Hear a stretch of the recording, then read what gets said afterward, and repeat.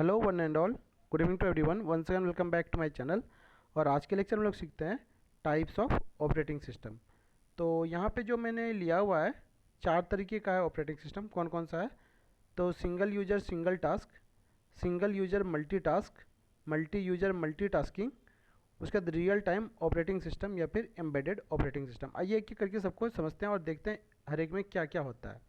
अब देखिए पहला क्या है, सिंगल यूजर सिंगल टास्क, मतलब एक यूजर होगा और एक ही टास्क एक टाइम पे प्रोसेस कर पाएगा। ये हमारा प्रोसेस हुआ और ये हमारा यूजर हुआ, तो एक टाइम पे एक ही टास्क कर पाएगा। एग्जांपल, डॉस बहुत पुराना था, विंडो 95 ये भी पुराना था, window NT, NT refers to new technology, ठीक है, ये भी बहुत पुराना था।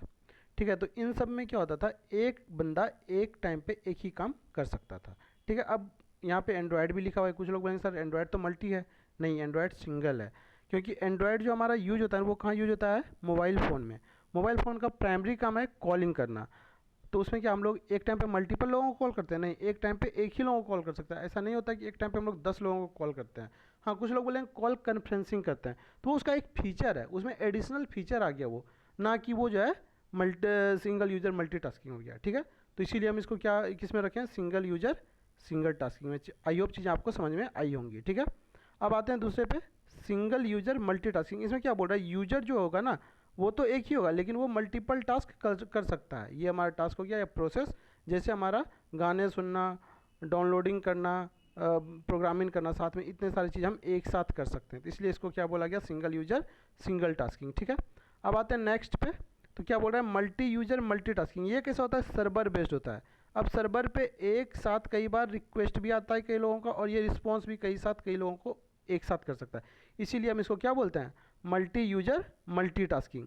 इसका एग्जांपल क्या है? Ubuntu, Mac OS, window server, mainframe, window Vista और लेटेस्ट वाले सारे ऑपरेटिंग सिस्टम के वर्जन जो विंडोज़ में आए हुए हैं। ठीक है, 7, 8, 8.1, 10 और 11। ठीक है, आगे बढ़ते हैं। अब आगे हमारा क्या बोल रहा है?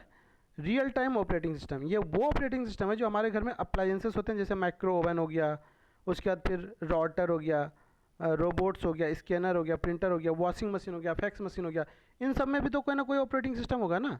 इसमें जो ऑपरेटिंग सिस्टम होता है ना, उसी को हम लोग क्या बोलते हैं? रियल टाइम ऑपरेटिंग सिस्टम या फिर एम्बेडेड ऑपरेटिंग सिस्टम। तो यही था हमारा क्या, 4 मुख्य तरीके का ऑपरेटिंग सिस्टम। ठीक है, तो आज के लिए इतना ही रखते हैं। Bye bye and take care, see you in the next video.